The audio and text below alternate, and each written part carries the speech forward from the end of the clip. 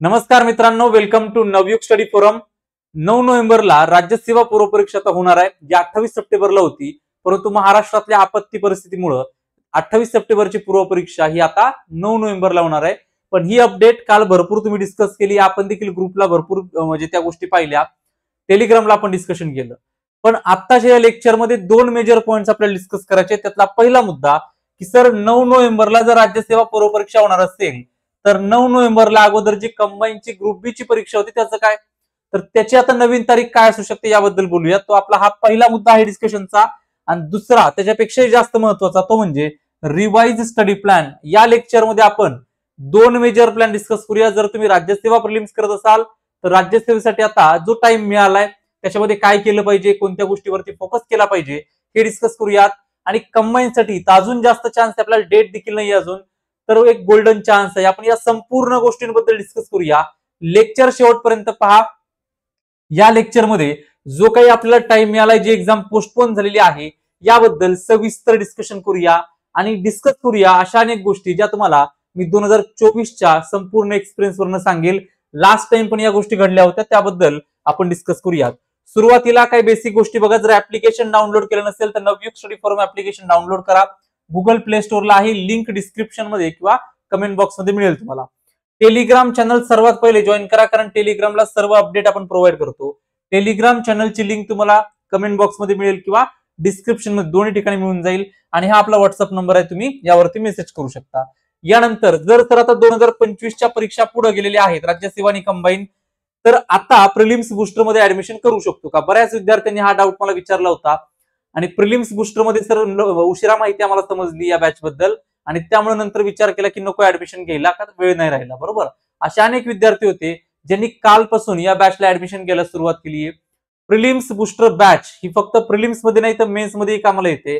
आता झालेल्या group C मध्ये जवळपास 37 ते 38 प्रश्न हे डायरेक्टली या बॅच मध्ये आलेले आहेत। So purely exam oriented batch आहे। जर तुम्ही राज्यसेवा प्रिलिम्स करत असाल किंवा कंबाईन प्रिलिम करत असाल, ही बॅच तुमच्या स्कोर मध्ये नक्कीच तुम्हाला बूस्ट करेल। प्रिलिम्स बुस्टर बॅच तुम्ही जॉईन करू शकता। आणि आता जॉईन करण्यासाठी तुम्ही नवयुग हा जर कोड यूज कराल तर तुम्हाला जास्त फायदा होईल, कारण आपण आता एक डिस्काउंट ठेवलाय एक्झाम पोस्टपोन झाल्यानंतर। सो त्याबद्दल थोडं 1-2 मिनिटांमध्ये सांगतो आणि मग आपण पुढे जाऊयात। सो बघा, आता आपण एक डिस्काउंट ठेवलेला आहे, तो डिस्काउंट आहे नवयुग। हा कोड जर तुम्ही वापरला तर प्रिलिम्स बुस्टर बॅच मध्ये तुम्हाला जवळपास 25% डिस्काउंट आहे, तो मिळून जाईल। आणि ही बॅच तुम्हाला अगदी अफोर्डेबल प्राइस मध्ये आहे। सगळे विषय आपण कंप्लीट रेकॉर्डिंग मध्ये आता अवेलेबल आहेत तुम्हाला। सो सगळे विषय कंप्लीट केलेत, अजून त्यामध्ये व्हॅल्युएशनचे लेक्चर होतील। सो भरपूर वेळ मिळाला, या बॅच मध्ये अजून काही गोष्टी आपण घेणार आहोत। सो बॅच एनरोल करा, परीक्षेमध्ये तुम्हाला भरपूर फायदा होईल। यासोबत बघा प्रॅक्टिस म्हणजे करंट अफेअर, आपण जर ओव्हरऑल पाहिलं तर आपल्याला राज्यसेवा असेल किंवा कंबाईन असेल, अभ्यासाबरोबर प्रॅक्टिस खूप जास्त महत्वाची आहे। आणि या प्रॅक्टिससाठी नवयुग आपला जो स्टडी फोरम आहे, कंबाईनची टेस्ट सिरीज अवेलेबल आहे। 5 महत्वाच्या टेस्ट आहेत, 199 रुपयामध्ये ही टेस्ट सिरीज उपलब्ध आहे। प्युअरली एक्झाम ओरिएंटेड आहे। आयोग कसा प्रश्न विचारतं त्याच्या बेसिसवरती 5 थीम वरती आपण ही टेस्ट सेट केली आहे। आणि राज्यसेवेची ऑलरेडी आपल्याकडे अवेलेबल आहे, 5ही टेस्ट उपलब्ध आहे। तुम्ही 199 मध्ये या दोन्ही टेस्ट घेऊ शकता, म्हणजे 199 ला कंबाईनची, 199 ला राज्यसेवेची। अफोर्डेबल प्राइस मध्ये 5 फुल लेंथ टेस्ट आहेत, नक्की सॉल्व्ह करू शकता। आता जाऊया आपण आपल्या डिस्कशन कडे। बघा, आजचा जो सर्वात पहिला मेजर पॉइंट आपल्या डिस्कशनचा तो आपण डिस्कस करूया आणि मग आपण पुढे जाऊयात आपल्या प्लॅनिंग कडे। हे लेक्चर जर तुम्ही शेवटपर्यंत कराल तर तुम्हाला सगळ्या गोष्टी मी सांगेल। म्हणजे वेळ मिळालाय तर मागच्या वर्षी आपण कसा फायदा केला होता किंवा 2024 मध्ये विद्यार्थ्यांनी कसा फायदा करून घेतला होता, तुम्ही आता काय केलं पाहिजे हे सगळं डिस्कस करूया। सगळ्यात पहिला मुद्दा तारखांचा खेळ समजून घेऊया। बघा, एमपीएससी करताना ज्यावेळेस आपण एमपीएससीची प्रोसेस पाहतो किंवा ओव्हरऑल ही जर्नी पाहतो, तुम्ही नंतर जे सिलेक्ट होतं त्यांच्या भाषणांमध्ये एक गोष्ट ऐकता की आपल्याकडे पेशन्स असले पाहिजेत। बरोबर, आता हे पेशन्स कधी, म्हणजे तुमच्यावरती हे पेशन्स कधी ट्राय होत आहेत किंवा पेशन्स तुमच्यावरती कधी लागू होत आहेत, तर ही जे तुम्ही आता फेस करता आहात। काल मी अनेक वेळा म्हणजे मेसेज पाहिले किंवा अनेकांनी पर्सनल मेसेज देखील केले होते की सर खूप जास्त मोमेंटम सुरू होतं, तुमचंही काही झालं असेल तसं, बरोबर, की सर मोमेंटम सेट होतं, प्रॉपर रिव्हिजन झाली होती। 28 म्हणजे आता उद्याच्या परीक्षेसाठी, रविवारच्या परीक्षेसाठी आपण तयार होतो, पेपर झाला असता तर बरं झालं असतं, असं अनेक जणांचं म्हणणं होतं। त्याबद्दल डिटेलमध्ये डिस्कस करूया। आता तारखांचा पहिला बेसिक आकडा समजून घेऊया। बघा, राज्यसेवा पूर्व परीक्षा आता 9 नोव्हेंबरला होणार आहे। 9 नोव्हेंबरला ग्रुप बी ची प्रिलिम्स होती, म्हणजे ती आता पोस्टपोन झाली। बरोबर, एका दिवशी 2 प्रिलिम्स होणार नाहीयेत, ही पोस्टपोन झाली। आता ग्रुप सी ची प्रिलिमची तारीख 30 नोव्हेंबर आहे, कारण आपल्याला टेंटेटिव्ह दिलेली आहे. आता बरंच डिस्कशन हे चाललंय की ग्रुप बी ची प्रिलिम सी ग्रुप सी च्या जागी होईल, म्हणजे 30 नोव्हेंबरला. पण पॉइंट हा आहे की 30 नोव्हेंबरला युपीएससी ची एक परीक्षा आहे, पण तरी देखील आयोग 30 नोव्हेंबरला परीक्षा घेऊ शकतं. 30 नोव्हेंबरला नाही घेतली तर 7 डिसेंबर नाही तर 14 डिसेंबर. मला वाटत नाही की 14 डिसेंबर पर्यंत इतक्या लांब जातील. 30 नोव्हेंबर किंवा 7 डिसेंबर या 2 तारखांपैकी एखादी तारीख आपल्याला मिळू शकते. सो पुढे आपण त्याबद्दल डिटेलमध्ये पाहणार आहोत की अप्रॉक्सिमेटली कंबाईनसाठी आपल्याकडे 60 ते 75 दिवसांचा गॅप आहे. पुढे जे आपण प्रॉपर नवीन स्ट्रॅटेजी पाहूया त्याच्यामध्ये मी तुम्हाला विथ डेज हे सगळं सांगणार आहे, आणि ग्रुप सी त्याच्यानंतर 1-2 आठवडे बघू शकता, बरोबर. सो आता आपण ह्या तारखांचा खेळ समजून घ्या. मेन्स बद्दल आपण नंतर बोलूयात. टेंटेटिव्ह टाइम टेबल आपल्याला मिळून जाईल, त्यावेळेस आपण ओव्हरऑल डिस्कशन करूया. सगळ्यात पहिले हे समजून घ्या, मी आता तुम्हाला एक पॉईंट सांगतो बघा, की ही एक अपॉर्च्युनिटी आहे. आता जर तुम्ही पाहिलं की हे काही सेटबॅक नाही आपल्यासाठी. परीक्षा पोस्टपोन झाली, सर मोमेंटम चालू होतं, ठीक आहे, सगळं मान्य आहे. पण त्याच वेळी हा विचार करा की तरी तुम्ही खूप लकी आहात. या वर्षी राज्यसेवा पूर्व परीक्षा 28 सप्टेंबरला होणार होती, ती आता 9 नोव्हेंबरला होती आहे, एकदा पोस्टपोन झाली. 2024 मध्ये एमपीएससी राज्यसेवा परीक्षा जी आहे पूर्व परीक्षा, ही मला जसं आठवतं 3 ते 4 वेळा पोस्टपोन झाली होती. पहिल्यांदा 28 एप्रिलला होती, मग 6 जुलैला झाली होती, म्हणजे तारीख आली होती 6 जुलैची, 21 जुलै आली, 21 जुलैची 25 ऑगस्ट आली, 25 ऑगस्टची 1 डिसेंबर. 4 ते 5 वेळा एक्झाम पोस्टपोन झाली होती मागच्या वेळेस. तर त्याच्या तुलनेमध्ये हे बरं आहे, बरोबर. आणि रिझन पण खूप जेन्युइन आहे. महाराष्ट्रामध्ये खूप जास्त भयानक स्थिती आहे पावसामुळं. सो ही संधी समजा. बऱ्याच लोकांची रिव्हिजन झाली नसेल, असं जर कोणी विद्यार्थी नसेल की सर माझं सगळं झालं होतं, प्रॉपर रिव्हिजन झाली होती, सगळं 100%, काही ना काही तर सुटलं होतं, मग एक अपॉर्च्युनिटी म्हणजे संधी म्हणून पहा, आणि या संधीचं प्रॉपरली आपल्याला सोनं करायचं, लक्षात ठेवा. आता ते कसं करायचं, काय करायचं ते आपण सगळं डिस्कस करणार आहोत. पण हे वाक्य समजून घ्या, it's not setback, it's an opportunity. ही संधी आहे, हा सेटबॅक नाही. हा मुद्दा पहिल्या डोक्यामध्ये आहे, कारण मी काल अनेक मेसेज पाहिले, सर डिस्टर्ब झालं, हे नको व्हायला होतं, बरोबर. अनेक मेसेज मी पाहिली. ती भावना आपण समजू शकतो की सर मोमेंटम आहे, अभ्यास झाला होता, रिव्हिजन झाली होती, आता परीक्षा घ्यायला पाहिजे होती, म्हणजे झाली असती तर बरं झालं असतं, असं अनेक जणांचं म्हणणं होतं. पण ते त्याचं रिझन मी तुम्हाला सांगितलं, खूप जेन्युइन आहे. आयोग सहजासहजी कोणती परीक्षा पोस्टपोन करत नाही, खूप त्याच्या मागे जेन्युइन रिझन लागतं, बरोबर. सो हे सगळं झालं. स्वतः तुम्ही काय करा, याच्यात विचारत बसायचं की सर आता झालं ते डिस्टर्ब झालो, अभ्यास होत नाहीये, याच्यामध्ये पडू नका. एक संधी म्हणून पहा. जर मी अभ्यास केला होता, रिव्हिजन केली होती, 120 मार्क मला पडणार होती, तर आता मला 135 पडतील, 140 पडतील, किंवा माझा अजून काहीतरी एखादा सेगमेंट कव्हर होईल. राज्यसेवेचं बोलतोय मी, कंबाईन बद्दल आपण डिटेलमध्ये पाहणारच आहोत, बरोबर. सो ही अपॉर्च्युनिटी आहे, हे पहिले डोक्यामध्ये फिट करा. ही संधी आहे. मी काल ग्रुपला देखील सांगितलं होतं की तुम्ही काय करा, आजच्या दिवस, उद्याचे दिवस, 2 दिवस आराम करा, पूर्णपणे अभ्यास बंद करा. पण पुन्हा ज्यावेळेस सुरू करा त्यावेळेस प्रॉपर प्लॅन करून अभ्यास करा. पूर्ण जो काही टाइम मिळाला त्याचं शेड्यूल बनवा, आणि मग त्या गोष्टीवरती काम करा, बरोबर. स्वतः हे कसं करायचं त्याबद्दल आपण डिस्कस करूया. The power of more time. आज म्हणजे ही जी वेळ आपल्याला मिळाली ना एक्स्ट्रा, त्याचा आपण कसा फायदा करायचा. मागच्या वर्षी मी पर्सनली या गोष्टी फेस केल्या. ज्यावेळेस राज्यसेवा पूर्व परीक्षा हे माझं टार्गेट होतं मागच्या वर्षी, तर त्यावेळेस आपण काय केलं होतं की परीक्षा राज्यसेवा मी तुम्हाला सांगितलं की जवळपास 4 ते 5 वेळा पोस्टपोन झाली. पण प्रत्येक वेळी ज्यावेळेस पोस्टपोन व्हायची ना, आता तरी ठीक आहे, मागच्या वेळेस तर लिटरली एक दिवस अगोदर किंवा अचानक पोस्टपोन झाल्या परीक्षा, बरोबर. तो पॉइंट काय की मागच्या वर्षी आपण या गोष्टी घेऊन बसलो नाही की सर परीक्षा पोस्टपोन होती आहे. विचार करा ना तुम्ही, एकदा पोस्टपोन झाल्यानंतर काही लोक डिस्टर्ब झाली, मागच्या वेळेस 4 ते 5 वेळा झाली होती. मग तितकं तर आपल्याला फेस नाही करायचं. आता परीक्षा 9 नोव्हेंबरला हमखास होणार आहे. तो आता एक गोष्ट विचार करा की ठीक आहे, एकदा झालीये, ही अपॉर्च्युनिटी आहे, कदाचित आपले पेशन्स चेक होत आहेत, आणि आपण या गोष्टी फेस केल्या पाहिजेत, आणि त्याला एक संधीमध्ये आपण कन्वर्ट केलं पाहिजे. मग सर हा जो जास्तीचा टाइम आपल्याला मिळालाय त्याच्यामध्ये काय केलं पाहिजे. सगळ्यात पहिला मुद्दा, deep dive into weak areas. तुम्हाला आता राज्यसेवा पूर्व परीक्षा तुम्ही 28 सप्टेंबरला द्यायला तयार होता, बरोबर. तिथपर्यंत म्हणजे आता ऑलमोस्ट तुमचं 100% प्रिपरेशन झालं होतं, किंवा तुमच्या कॅपॅसिटीमध्ये तुमची तयारी झाली होती. याच्या व्यतिरिक्त काहीच करू शकला नसता, उद्या पेपर होता आपला. तो आता तुम्ही पूर्ण काय झाला होता, प्रिपेअर झाला होता. जे काही तुमचं प्रिपरेशन त्या लेवलला तुम्ही तयार होता पेपर द्यायला. पण पेपरला जाताना कुठंतरी एक गोष्टी अशा लक्षात येत होत्या की काहीतरी सुटलं होतं सर. एन्शियंट मिडियल वाचायचं राहिलं होतं, एन्व्हायरमेंट राहिलं होतं, जिओग्राफीची रिव्हिजन राहिली होती, पॉलिटीचे आर्टिकल आठवत नव्हते, पॉलिटीचे खटले वाचायचे राहिले होते, इकॉनॉमीचे सर काही महत्वाचे पॉईंट, योजना वाचायच्या राहिल्या. काही ना काही ते सुटलं असेल बघा. आठवा की सर काहीतरी वीक एरिया आहेत. मी टेस्ट चढवल्या, आणि टेस्ट सोडवल्यानंतर मला काही माझे वीक पॉईंट समजले होते, त्याच्यावरती मला काम नव्हतं करता आलं. हे तुम्हाला रिअलाइज झालं असेल, परीक्षा एका दिवसावरती आली होती. आय होप तेवढं रिअलाइज झालं असेल. सर वेळ असता तर मी हे नक्की केलं असतं, असं प्रत्येकाला फील झालं असेल. अभ्यास करत असाल तर हे फील नक्की व्हायला पाहिजे. शेवटच्या आठवड्यामध्ये जे डोळे उघडतात ना आपल्या अभ्यासामध्ये, हे पण करायचं, हे करणं गरजेचं होतं, हे खूप महत्वाचं आहे, हे शेवटच्या आठवड्यामध्ये सुचतं आपल्याला, बरोबर. सो ते सगळं आठवा, त्याची लिस्ट काढा. जे वीक पॉइंट आहेत ते वीक पॉइंट आता स्ट्रॉंग बनवायचे आपल्याला. So deep dive into weak areas. पहिले आता काय करा, जे तुम्हाला खाली खेचता ना विषय, त्यांच्यावरती काम करा. अजून खूप वेळ, आता जवळपास 48-47 दिवस आहेत, किंवा नाही आतापासून पाहिजे 40-42 दिवस आहेत, बरोबर. सो या 42 वरचे 2 दिवस जाऊ द्या. 40 दिवसामध्ये तुम्ही पहिले 10 दिवस जरी तुमच्या वीक एरियाला दिले ना, तरी तुमचं भरपूर 10 दिवस खूप झाले. प्रत्येक विषयाचे जे तुमचे वीक पॉइंट्स आहेत त्याला द्या, ते स्ट्रॉंग बनवा. ऍटलिस्ट असा अभ्यास करा की मार्क पडले पाहिजेत. So deep dive into weak area. Second point, strengthen strong area. मी हमखास हे पॉइंट सांगतो, बॅचमध्ये खूप वेळा सांगितलंय आणि युट्यूबला पण सांगतो, की तुमचे जे स्ट्रॉंग एरिया आहे त्याला अजून स्ट्रॉंग बनवा. एक उदाहरण देतो. मी तुम्हाला खूप वेळा सांगितलं आतापर्यंत की मी पर्सनली राज्यसेवा 24 असेल, कंबाईन ग्रुप बी 24, ग्रुप सी 24, अशा ज्या काही पूर्व परीक्षा झाल्या होत्या त्या फक्त एका अभ्यासावरती क्वालिफाय झालो होतो. आणि त्यात पण एक मी जे नोटीस केलं सांगतो, पॉलिटी जिओग्राफी माझे स्ट्रॉंग सब्जेक्ट राहिले या सगळ्या प्रिलिम्स मध्ये. पॉलिटीमध्ये लिटरली आउट ऑफ क्वेश्चन्स बरोबर आले. म्हणजे राज्यसेवेला 15 पैकी 15, ग्रुप बीला 15 पैकी 15, ग्रुप सी ला 13 आलते, आणि आता जे मेन्स झाल्या ग्रुप बी आणि ग्रुप सीच्या, तिथे आउट ऑफ आले. तुम्ही एक गोष्ट नोटीस केली की हा सब्जेक्ट जो आहे ना, पॉलिटी राज्यव्यवस्था, आम्हाला कधीही धोका देत नाही पेपरमध्ये.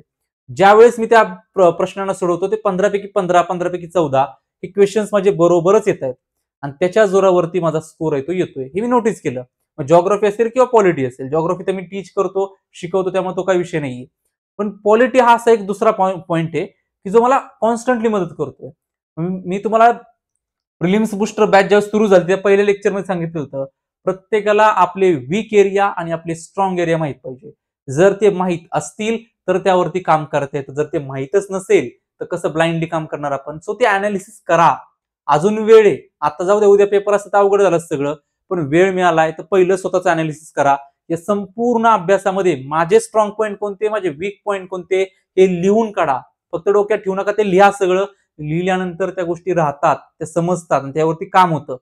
तो जे तुमचे स्ट्रॉंग पॉईंट आहे त्याला अजून स्ट्रॉंग बनवा. सर मला पॉलिटी खूप सोपा जातो, पण ना मी खटले नव्हते वाचले, मी घटना दुरुस्ती माझ्या वाचायच्या राहिल्या होत्या.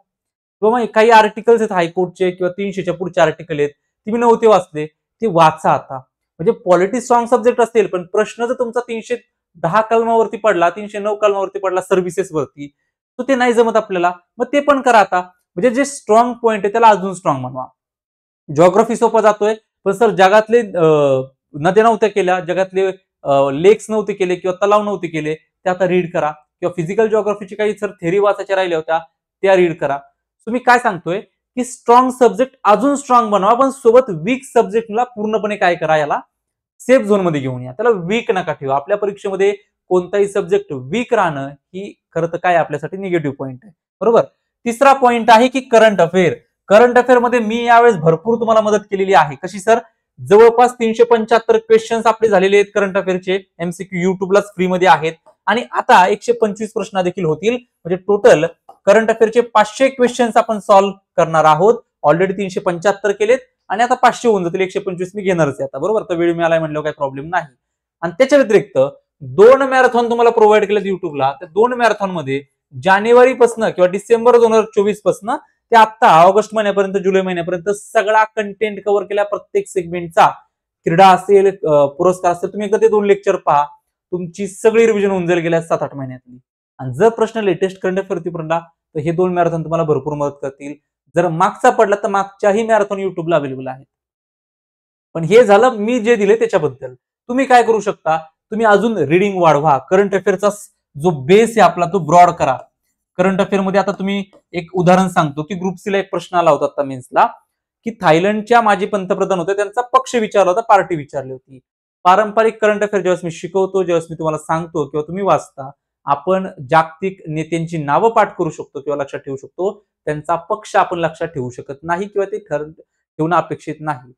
पण अलीकडे मी असे 2 प्रश्न नोटीस केले कंबाईन मध्ये, की त्यांनी जागतिक जे काही नेते आहेत त्यांचा पक्षाचं नाव विचारले, म्हणजे पार्टी, पॉलिटिकल पार्टीचं नाव विचारले.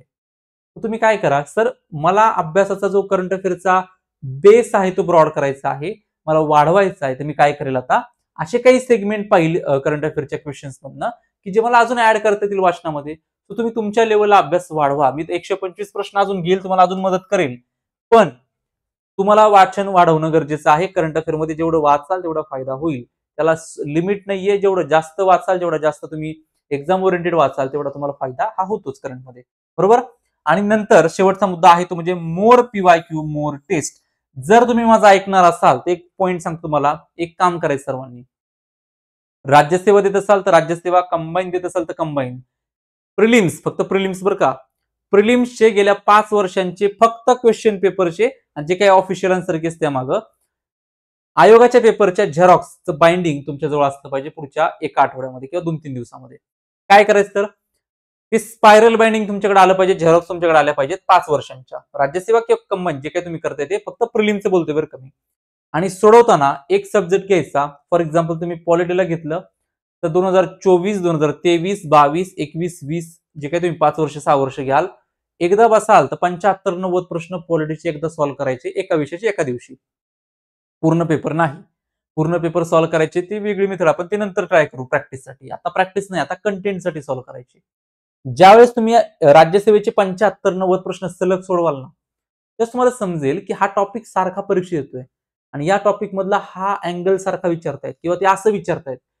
हे ज्यावेळेस तुमचं स्वतःला रिअलाइज होईल ना, मी कितीही सांगेल तुम्हाला, मी प्रिलिम्स बूस्टर बॅच सगळी त्याच्या बेसिसवरती फॉर्म केलेली आहे पीवायक्यूच्या, की कसं परीक्षेमध्ये विचारलं जातं, काय विचारतात, त्याच्यावरती मी सगळी बॅच शिकवली आहे आणि त्याचा परीक्षेत फायदाही होतोय.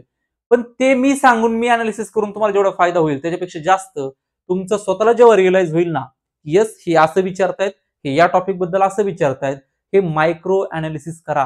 तुम्हाला वाटतं की सर हे टाइम वेस्ट होऊन जातोय, काय गरज एवढं, त्याचा फायदा होतो, बरोबर. सो या 5 वर्षांची पीवायक्यू सोबत घेऊन बसा स्पायरल बाइंडिंग आणि 5 वर्षांचे सब्जेक्ट वाईज एकदा इकॉनॉमी घेतला तर इकॉनॉमीचे 75-90 प्रश्न 5 वर्षांचे 15-15 क्वेश्चन्स एकदा सॉल्व्ह करायचे. जिओग्राफी 20 प्रश्न, सायन्सचे 20 प्रश्न, जिओग्राफी 15, एन्व्हायरमेंट 5, बरोबर. हे सगळे ऍट अ टाइम जर तुम्ही पाहिला तुमचा एक अप्रोच बिल्ड होईल त्या पेपर बद्दल. सेम लागू आहे कंबाईनसाठी पण, बरोबर 5 वर्षांचं. आणि मोर टेस्ट, आता अजून टेस्ट सोडवायच्या. तर आतापर्यंत भरपूर अजून सोडवा. प्रॅक्टिसला कुठेही कमी पडायचं नाही, स्पेशली कंबाईन. कंबाईनला प्रॅक्टिस शिवाय काही होत नाही, लक्षात ठेवा. कंटेंट किती वाचा, अभ्यास किती करा, सर माझी 10 वेळा रिव्हिजन झाली. जर तुमची प्रॅक्टिस नसेल तर एका तासात फक्त 70 ते 75 प्रश्न वाचून होतील, त्याच्यापेक्षा जास्त होणार नाहीत. जर तुम्हाला 100 प्रश्न टॅकल करायचे असेल 60 मिनिटांमध्ये, तुमची प्रॅक्टिस असणं गरजेचं आहे. ती नसेल तर काहीच फायदा नाही अभ्यास करून. ओके, हा पॉईंट समजून घ्या. तो ह्या सगळ्यांनी या टेस्ट ज्या आहेत त्या आपल्या नवयुगच्या जी टेस्ट सिरीज आहे बिंदास फॉलो करा. 199 रुपयाला 5 टेस्ट मिळत आहेत. बिंदास तुम्ही 5 टेस्ट फुल लेंथ सॉल्व्ह करू शकता, बरोबर. सो ऍप्लिकेशनला उपलब्ध आहे, तुम्ही चेक करा. आणि जर सगळा अभ्यास जर याच्या ओरिएंटेड करायचा असेल तर आपली बॅच देखील आहे.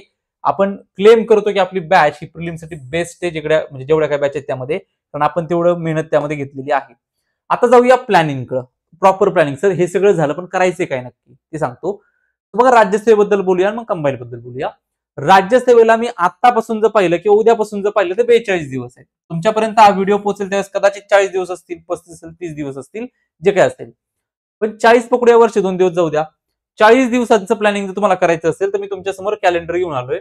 ऑक्टोबर महिना, आता इथं कसं आहे बघा, 40 दिवस उद्यापासून जरी पकडले किंवा 2 दिवसापासून, तर ठीक आहे, आपण ते 2 दिवस इथं आहेत त्याच्यामध्ये आपण प्लॅनिंग करूया. 1 ऑक्टोबर पासून जरी पकडलं तरी 9 नोव्हेंबर आपल्याकडे इथे बघा, हा आपला डी डे आहे, म्हणजे एक्झामचा दिवस आहे, तो इथं आहे, बरोबर. आपल्याकडे पूर्ण ऑक्टोबर महिना आहे आणि नोव्हेंबरचे पहिले 8 दिवस आहेत. तो भरपूर टाइम आपल्याकडे जवळपास 40 दिवस आहेत. काय करायचं, तर मी 1 तारखेपासून अभ्यासाला सुरुवात करतोय. मला 40 दिवसांचा विचार जर कराल तर तुम्हाला जवळपास 6 दिवस एका विषयाला मिळतील प्रॉपर. आणि मला असं वाटतं की रिव्हिजन मोडमध्ये जर तुम्ही असाल तर 6 दिवस खूप झाले एका विषयाला. आपण एका दिवसामध्ये पण एक विषय रिवाइज केलाय आता शेवटच्या आठवड्यात. 6 दिवस मिळाले पुन्हा एकदा. 6 पटीने टाइम मिळाला प्रत्येक विषयाला. त्याच्यात तुम्ही काय करायचंय, पहिले 2 दिवस तुम्ही तुमचे वीक पॉईंट आयडेंटिफाय करून त्याचा अभ्यास करा. मग 4 दिवस तुमचा रेग्युलर रिव्हिजन करा. किंवा तुम्हाला वाटलं नाही सर मी असं 6 दिवस कंटिन्यू नाही करू शकत, माझी ती मेथड नाहीये, तुम्हाला जशी मेथड असेल त्या पद्धतीने करा. पण अप्रॉक्सिमेटली मी तुम्हाला सांगितलं की 6 दिवस एका विषयाला मिळाले. फॉर एक्झाम्पल इथं सर मी काय करतो, आता हा जो टाइम आहे ना पूर्ण एवढा, या 4 दिवसांच्या टाइम मध्ये मी काय करेल, की ना जे माझे टॉपिक सुटले होते तुम्ही म्हणला वीक पॉइंट्स, एन्शियंट मिडिवल असेल, एन्व्हायरमेंटचे 5 क्वेश्चन जे वाटतात 5-5 क्वेश्चन्स पण खूप हेल्प करतात. बरोबर. हे 4 दिवसामध्ये मी काय करतो 2 दिवसामध्ये एन्शियंट मिडिवल उरकतो आणि 2 दिवसामध्ये एन्व्हायरमेंट कंप्लीट करतो. ते माझ्या डोक्यात टेन्शन गेलं. नेक्स्ट माझ्याकडे आठवडा आला. या आठवड्यामध्ये हे जे 5-6 दिवस आहेत इथे मी काय करेल पॉलिटीचा अभ्यास करेल किंवा आता एन्व्हायरमेंट केलं तर जॉग्राफी जोडून लगेच रिवाइज करून टाकतो. नंतर 11 तारखेपासून ते 15 तारखेपर्यंत 16 तारखेपर्यंत मी पॉलिटी रिवाइज करतो. 17 पासून ते 22 पर्यंत जस्ट मी लमसम सांगतोय बरं का, तुम्ही तुमच्यात चेंज करू शकता. मी इथं काय करतो सायन्सची रिव्हिजन करेल. पुढे मी काय करेल इथं हिस्ट्रीची रिव्हिजन करेल. बरोबर. नंतर मी करंट अफेअर वाचेल आणि पुन्हा मला एक 8 दिवस भेटतात मी पुन्हा सगळ्या विषयांची काय करेल रिव्हिजन करेल. 6 विषय होऊन जातील या महिन्यामध्ये प्रॉपर रिव्हिजन 5-6 दिवसांची. आणि मग इथं पुन्हा एकदा तुमच्याला 8 दिवस आहेत परत काय करा 1.5 2 दिवस रिव्हिजन करू शकता. बरोबर. सो हा प्लॅन तुमच्या याच्यानुसार चेंज करा. पण मी तुम्हाला एक सांगतोय की असं कॅलेंडर घ्या ते बसून काय करा प्रॉपर प्लॅन बनवा की या 4 दिवसामध्ये काय हे एवढं असेल ना तर होतो अभ्यास. हे आखलं नाही की पुढच्या तुम्हाला माहिती आहे टार्गेट काय आपलं उद्या आणि परवामध्ये मला काय करायचंय एन्शियंट मिडिवलची रिव्हिजन करायची हिस्ट्रीमध्ये 5 क्वेश्चनसाठी. बरोबर. मग तुमचं जर प्लॅन नसेल ना तर हा अभ्यास तुमचा होणार नाहीये. हा अभ्यास तुमचा शेवटाकडे जाईल. मग तिथे कुठेतरी एका दिवसामध्ये काहीतरी महत्वाचं वाचायचं सोडून द्यायचं असं होतं. त्यापेक्षा काय करा इथं कव्हर करून घ्या. फॉर एक्झाम्पल तुम्ही इथे जॉग्राफीला एवढा वेळ दिला. बरोबर 6 दिवस दिले. जॉग्राफीमध्ये सर तुम्ही 6 दिवस दिले हे प्रॉपर प्लॅन आहे तुम्हाला डेडलाईन माहिती प्लॅनच नाही केला तर त्याला लिमिट राहत नाही डेडलाईन राहत नाही. मग ते लांबतं कुठं 10 दिवस 15 दिवस आपण एकच विषय करतो. त्याला डेडलाईन आपण सेट करणं गरजेचं आहे. टार्गेट सेट करणं गरजेचं आहे. टार्गेट सेट नाही केले ब्लाइंडली अभ्यास कराल तर ते होत नाही कवर लक्षात ठेवा जेवढं व्हायचं तेवढं. हे एवढं करा व्यवस्थित आणि रिव्हिजनला भरपूर वेळ तुम्हाला परत मिळून जाईल. कंबाईनला काय करायचं सर कंबाईनला तर एक्झॅक्ट डेट माहित नसल्यामुळे काय करूया आपण 60 ते 75 दिवसांच्या मध्येच तुम्हाला काहीतरी दिवस मिळतील. भरपूर टाइम आहे सर. मग कंबाईनला मेजर चॅलेंज काय सांगतो मला एकतर मॅथ्स रिझनिंग 2 गट आहेत. काही लोकांना खूप चांगलं जमतं काही लोकांना जमतच नाही. मी कोणत्या गटामध्ये येतो मला जास्त काही चांगलं जमत नाही लक्षात ठेवा. पण तरी ग्रुप बी ला मी क्वालिफाय झालो होतो प्रिलिम्सला ग्रुप सी ला झालो होतो. का सर जीएसच्या जोरावरती आपण क्वालिफाय होऊ शकतो का होऊ शकता पण मॅथ्स रिझनिंगची हेल्प लागतेच. 20 क्वेश्चन येत आहेत नाही 15 जमत आहेत तर 10 तरी आले पाहिजे 8 तरी आले पाहिजेत. पण बाकी जीएस तुमचा खूप स्ट्रॉंग पाहिजे. माझा जीएस स्ट्रॉंग होता मला मार्क मिळाले आणि त्यामुळे मला हेल्प झाली. पण without maths reasoning combine possible नाही ही रिअलिटी आहे. हे समजून घ्या. जर मला एका जीएस मध्ये कुठल्याही विषयामध्ये प्रॉब्लेम झाला असता तर मला पण मार्क कमी माझे 65 मार्क होते ग्रुप बी ला 62.5 कट ऑफ होता म्हणजे 2.5-3 मार्क जास्त होते. एक विषय जरी मला चुकला असता किंवा थोडा गणला असता तरी मी 62.5 च्या खाली आलो असतो. बरोबर. मी काय सांगतोय ती रिस्क तुम्हाला घ्यायची नाही. जर तुम्हाला मॅथ्स रिझनिंग जमत असेल तर तो तुमचा स्ट्रॉंग पॉईंट आहे तो तुम्ही ऑलरेडी पुढे आहात. पण जर तुम्हाला मॅथ्स रिझनिंग आवडत नसेल जमत नसेल तर ते जमलं पाहिजे ते आवडलं पाहिजे पर्याय नाही कारण आता झाल्यापासून लांब मेन्सला 22 क्वेश्चन्स आहेत यावरती. जर 300 मार्क मेन्सला पाडायचे असतील तर ते 22 क्वेश्चन तुम्हाला लागतातच 20 लागतात. बरोबर. तर तुम्हाला जीएसला 70 मार्क पडू शकतात 75 मार्क पडू शकतात मेन्सला ते जाऊ द्या. पॉईंट काय बघा की त्याला तुम्ही असं समजू नका सर मॅथ्स रिझनिंग जमतच नाही कसं काय मग ऑलरेडी आपण मागं पडतोय. जमत नाही हे म्हणायचं नाही आपल्याकडे ऑप्शन नाहीये इथं काय आपल्या मर्जीनुसार आपण अभ्यास करत नाही. कॉम्पिटेटिव्ह एक्झाम आहे ही स्पर्धा परीक्षा आहे. सगळं जमलं पाहिजे सगळ्या पॉईंटला स्ट्रॉंगच बनवायचे तर कुठं मेरिटमध्ये येईल आपण. तर ते जे आपण स्वतःचे लाड करून ठेवतो ना मला जमत नाही मला मॅथ्स रिझनिंग येतच नाही मी नाही करणार ते बंद करूया आणि प्रॉपरली नाही 20 जमत सर 10 तरी आणूयात 8 तरी आणूयात ऍटलिस्ट. बरोबर. इथपर्यंत ट्राय करूया जमत असेल तर 15 पण खूप चांगली गोष्ट आहे 16 पण येऊ शकतात. बरोबर. सो हा पॉईंट समजला मी सर भरपूर वेळ आता इथं कसं आता डेट माहित नसल्यामुळे एक्झॅक्ट सांगता येणार नाही. पण तुम्ही इथं काय करा मॅथ्स रिझनिंगला रोज टाइम द्या. बरोबर. इथं वेळ भरपूर आहे. सो तुम्ही काय करा 10 नोव्हेंबर पर्यंत फॉर एक्झाम्पल तुम्ही रोज मॅथ्स रिझनिंग करा. बाकी विषयांना तुम्ही डिवाइड करा पुन्हा एकदा की सर इथं काय करतो पॉलिटी करतो इथं महाराष्ट्र भूगोल करतो 3 दिवस मला भारताचा भूगोल खूप झाला 3 दिवस डोक्यावर पाणी 3 दिवस. बरोबर. सायन्सला पूर्ण आठवडा देतो कारण फिजिक्सला 3 दिवस बायोला 4 दिवस. बरोबर. केमिस्ट्रीला अजून 2 दिवस द्या काय नाही वेळ आहे आपल्याकडे भरपूर पण स्ट्रॉंग बनवा सब्जेक्ट. इकॉनॉमीला सर हे 5 दिवस दिले.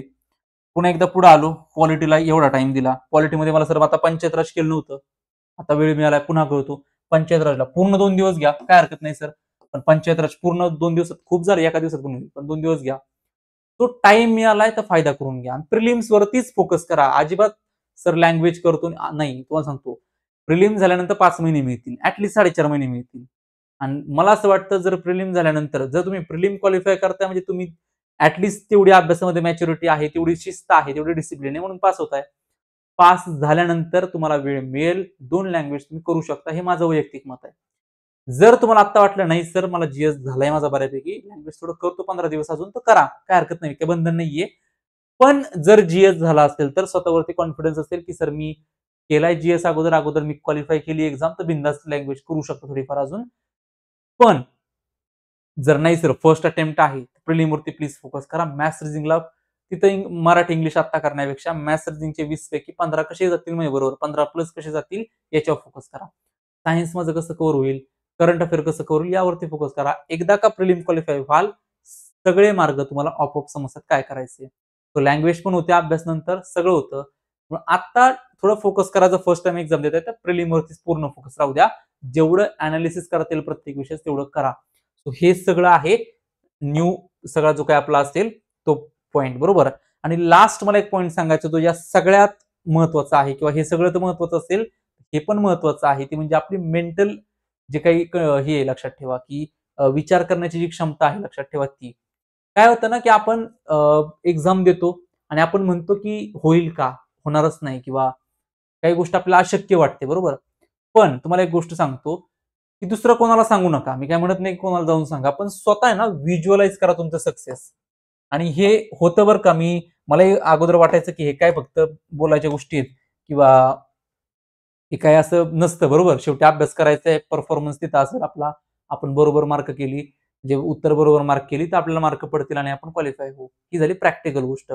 पण कुठेतरी डोक्यामध्ये एक जे आपण म्हणतो ना की आपल्या एक मूड राहतो किंवा आपलं एक मोमेंटम राहतं ते सेट करणं गरजेचं आहे. तुम्ही ते व्हिज्युअलाइज करा की प्रिलिम झाली आहे सर, फर्स्ट कीनुसार तुमचा स्कोर 70 येतोय. जर तुम्ही कंबाईन करताय तर राज्यसेवा करताय तुमचा 135 येतोय, 140 येतोय, 135 ते 140च्या मध्ये कुठतरी येतोय बरोबर. आय होप तुम्ही लॉ ऑफ अट्रॅक्शनचं ऐकलं असेल. आणि जर तुम्ही तो जो काही स्कोर तुमचा टार्गेट तुम्हाला व्हिज्युअलाइज करायचंय की सर मला 138 मार्क राज्यसेवेला पाडायचे फॉर एक्झाम्पल आणि मला कंबाईनला 72 मार्क पाडायचे आहेत. ओके, तर हा आकडा लिहा. मी बॅचमध्ये सांगितलं हा आकडा लिहा कुठतरी तुमच्या जे काही सेफ साईड असेल वहीमध्ये, नोट्समध्ये, टॅबमध्ये कुठेही लिहा. आणि तो आकडा लिहून ठेवा की मला हे मार्क पाडायचे. रोज आठवा की मला 72 मार्क पाडायचे, मला 138 मार्क पाडायचे. त्याचा फायदा होतो जर तुम्ही अभ्यास करत असाल तर. तरच्या गोष्टी बरोबर. अभ्यास नाही केला सर फक्त आकडा बघत बसलो होतो काय होणार नाहीये. सो ह्या गोष्टी होतात. तो सक्सेस व्हिज्युअलाइज करा की लिस्ट लागलेली आहे. नाव सर्च करतोय आपण पीडीएफ मध्ये आणि तुमचं नाव सापडलंय 1 आउट ऑफ 1. तुमचं जे काय नाव असेल तुम्हाला सापडलं त्याला हायलाइट झालं. हे व्हिज्युअलाइज करा. हे होतं. हे मागच्या वर्षीपर्यंत म्हणजे 2025च्या अगोदर 24 मध्ये 24 पर्यंत एमपीएससीच्या कुठल्याही पीडीएफ मध्ये माझं वैयक्तिक नाव नव्हतं कारण दिल्या नव्हत्या परीक्षा. जस्ट परीक्षा दिल्या आता तर जवळपास आता मला वाटते एक 5 ते 6 पीडीएफ झाले असतील प्रिलिम्सच्या किंवा याच्या. तरी अनेक पीडीएफ मध्ये नाव आहे बरोबर. जेव्हा सर्च करतोय आपलं नाव त्याच्यामध्ये सापडतं. तुम्ही सांगतोय काय तुम्हाला की हे व्हिज्युअल हे मी पण व्हिज्युअलाइज केलं होतं. जोपर्यंत मी बॅचमध्ये सांगितलं होतं बघा की जोपर्यंत ती गोष्ट होत नाही ना तोपर्यंत आपल्याला खूप वाटतं की ही गोष्ट खूप मोठी आहे. मोठी तर आहेच, पण खूप असं वाटतं की इम्पॉसिबल आहे. पण ती खूप पॉसिबल गोष्ट लक्षात ठेवा. जर तुम्ही ती व्हिज्युअलाइज केली, तुम्ही त्यावरती काम केलं, तर हे होतं. अनेकांचं होतं, आपलंही होणार आहे. जर एखाद्या मेन्सला 5,000 पोरं जात असतील, 3,000 जात असतील, तर आपण त्याच्यामध्ये का नसणार आहे? आपण पण असणार आहे. तर ते व्हिज्युअलाइज करा. ते डोक्यामध्ये सकाळ संध्याकाळ तुम्ही डोक्यामध्ये इमॅजिन करा की येस आपण पेपर देणार आहे, आपला स्कोर येणार आहे आणि एवढा स्कोर आपला असू शकतो. आपलं नाव लिस्टमध्ये असणार आहे. आपण मेन्सला तर 100% आहे. बरोबर.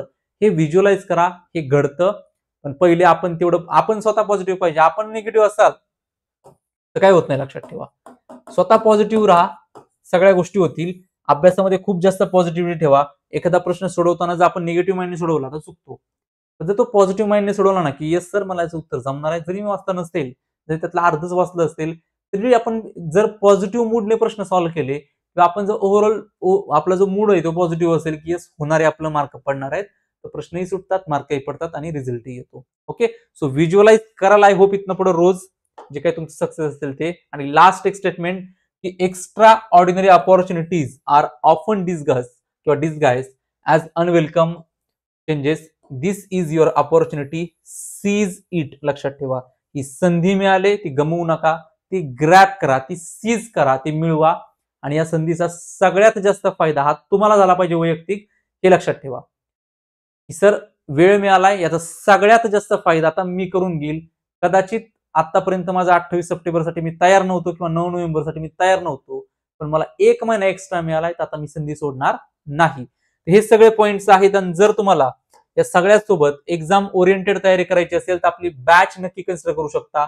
जवळपास 400 विद्यार्थ्यांनी या बॅचवरती विश्वास ठेवलाय, एनरोल केलेली आहे आणि खूप चांगली रिव्हिजन करतायत. तुम्ही देखील करू शकता आणि प्रिलिम्स मध्ये राज्यसेवा असेल किंवा कंबाईन असेल, तुम्हाला या बॅचचा भरपूर फायदा होईल. जर तुम्हाला आता डिस्काउंट हवा असेल, कारण ऑब्व्हियसली तर लाईव्ह लेक्चर संपलेले आहेत, मला रेकॉर्डिंग करायचे आहेत, तर 25% डिस्काउंट आता सुरू आहे. कोड तुम्ही यूज करा नवयुग, तुम्हाला डिस्काउंट येतो, मिळून जाईल. लवकरात लवकर एनरोल करा, टेस्ट सिरीज जॉईन करा. सर्वात महत्वाच्या खूप अफोर्डेबल प्राइस मध्ये आपण टेस्ट सिरीज ठेवल्यात. या टेस्ट सिरीज तुम्ही जर जॉईन केल्या, राज्यसेवेची आहे, कंबाईनची आहे, तुमची प्रॅक्टिस खूप चांगली होणार आहे. ओके, तर ह्या सगळ्या गोष्टी होत्या ज्या आपल्याला डिस्कस करायच्या होत्या. आय होप तुम्हाला या लेक्चरचा फायदा होईल. लेक्चर आवडलं असेल तर नक्की लाईक करा, कमेंट करून मला नक्की सांगा की हे लेक्चर तुम्हाला कसं वाटलं, काही गोष्टी तुम्हाला यातनं मिळाल्या का, आणि लेक्चर आपल्या सर्व मित्रांसोबत शेअर नक्की करा. सर्वांना पाठवा, शेअर करा, म्हणजे जास्तीत जास्त विद्यार्थ्यांपर्यंत आपण पोहोचूयात.